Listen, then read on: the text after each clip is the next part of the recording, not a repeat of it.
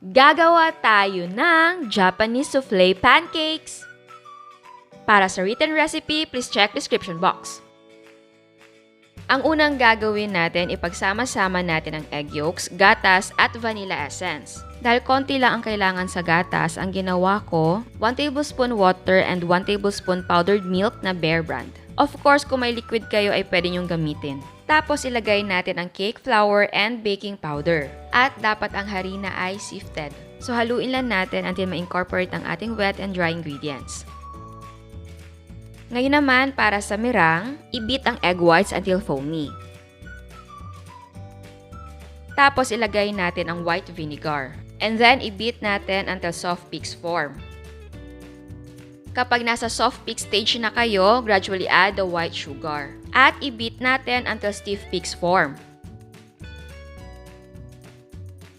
So ayan, nasa stiff peak stage na tayo. Pero bago tayo mag-fold, para mag-loosen up ang ating batter, maglagay tayo ng konting meringue at haluin natin ng mabuti.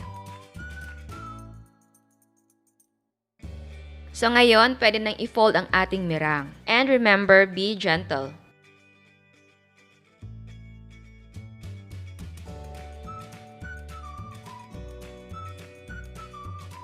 Ngayon naman, mag-lightly grease tayo ng ating pan. So, pwedeng gumamit ng butter or margarine. Pero ako, ang gamit ko lang ay cooking oil. Maglagay na tayo ng pancake batter sa ating pan. Maliliit na size lang ang ilalagay ko para marami yung mailuto natin sa isang batch. Remember, dapat ang apoy ay very low heat lang, so mahina pa sa low heat para syempre hindi masunog ang ating pancakes.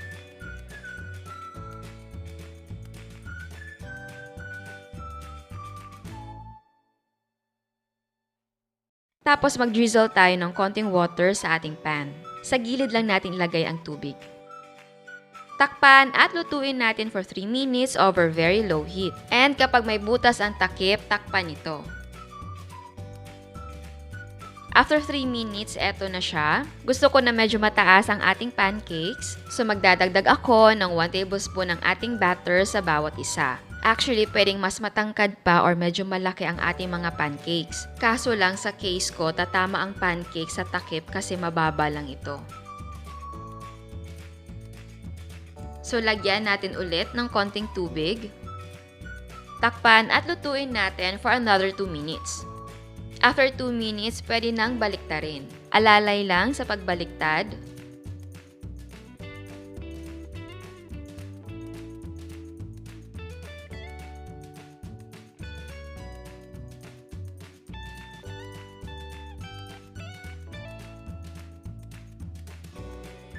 And again, cover and cook for 5 minutes. After 5 minutes, eto na siya. Para siguradong luto, pwede mong hawakan ang bottom part ng pancake kung basa pa. So again, dapat ang apoy ay mahina lang para hindi ito masunog. I-serve ito ng warm at syempre mas masarap kung merong maple syrup, powdered sugar, butter, and fruits. And syempre, pwede ang chocolate syrup, Nutella, whipped cream, or pwedeng margarine and sugar. And I'm so happy may stock na ako ng powdered sugar. And dahil wala akong fresh na mga prutas, canned blueberry na lang. Ayan, eto na ang ating Japanese Soufflé Pancakes. Pero bago tayo mag-taste test, sa hindi pa nakasubscribe, please subscribe sa ating YouTube channel and please click the notification bell and please click all para ma-notify kayo sa lahat ng uploads. So ayan, titikman na natin. Excited na ba kayo? Ayan. Oops. Ayan, so meron tayong konting blueberry. Lala. Oopsie. Malambot siya. Sarap. Gusto ko yung aking pancake ay may maple syrup. Tapos, butter or margarine. Ayan. Ano bang lasa ng Japanese pancake? Siyempre, hindi siya malayo sa ating nakasanayan na pancake, pero ang difference talaga nila is sa texture.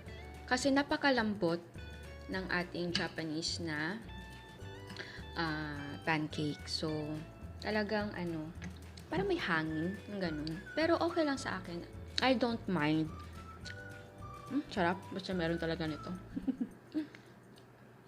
At hindi masyadong matamis yung pancake mismo. Kasi nga 2 tablespoon ng ating sugar. Kaya okay lang na maglagay ka ng powdered sugar or ito nga, yung maple syrup. Ganun. Tapos pwede maglagay ka pa ng maraming prutas. Ako gusto ko sana maglagay ng maraming prutas. Kaso lang, syempre, hindi ako basta-basta makakalabas ng bahay kasi alam nyo na, nasa tayo, sarado ang mga city. Pero, yung iba, lumalabas na. Pero ako ayoko pa rin kasi syempre, mas maganda na yung safe, di ba? Kung meron kayong mautusan or, yun nga, kung hindi naman kayo takot lumabas, alam nyo na yun sa sarili nyo. So, okay lang naman lumabas. Well, anyway, gusto nyo mas maganda yung itsura niya, pwede kayong gumamit ng icing bag, tawag ba nun? Nakalimutan ko na, ano ba yan?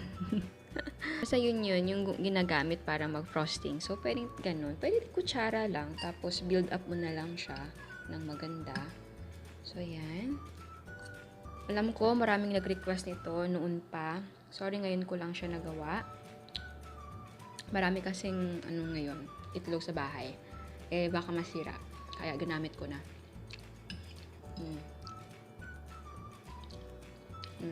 Kung marami kayong time sa breakfast, pwede nyo itong gawin. Kasi syempre, di ba, kailangan mo pa ng mixer para ma-form mo si meringue. So, may extra time kayo. Siguro marami naman kayong extra time. Pwedeng gawin. To experience kung ano ba talaga ang Japanese pancake, di ba? Masarap siya, honestly. Anong something special? Wala naman masyado.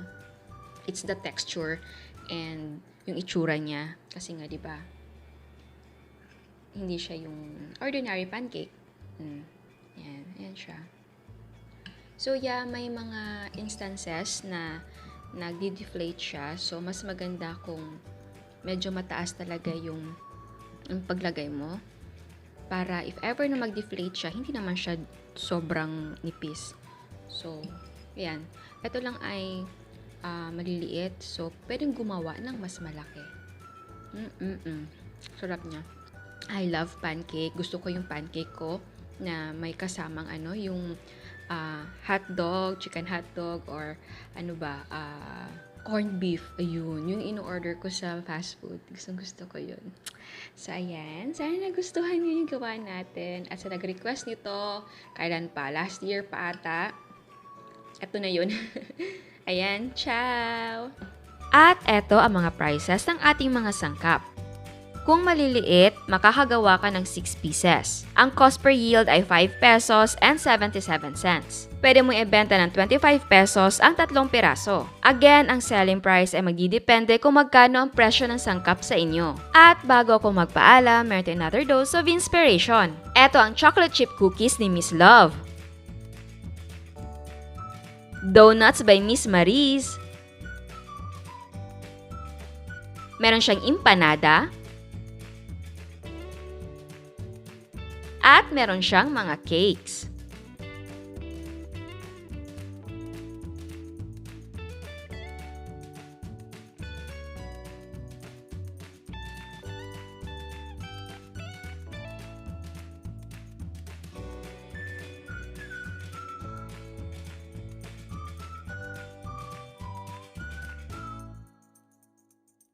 Eto naman ang mga pasta ni Miss Lizelle.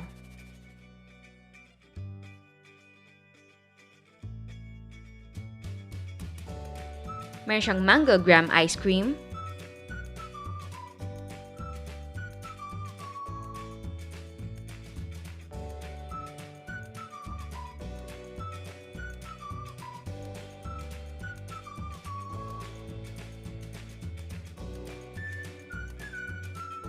At meron siyang cakes and cupcakes.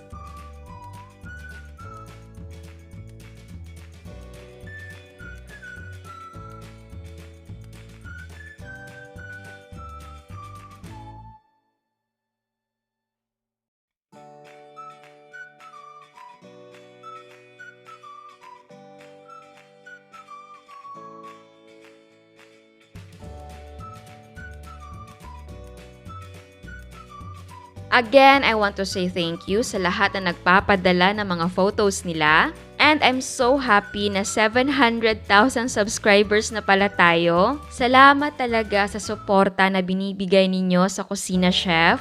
Alam ko na marami na mga cooking vlog ngayon, pero nagpapasalamat ako na bumibisita pa rin kayo sa Kusina Chef. Again, salamat talaga sa suporta. Salamat, salamat, salamat. Basta guys, remember, stay safe, stay healthy, and don't worry too much. Again, salamat, at sa mga hindi pa nakasubscribe, please subscribe sa ating YouTube channel and please click the notification bell and please click all para ma-notify kayo sa lahat ng uploads. And please don't forget to like our Facebook page and follow us on Instagram. Thank you!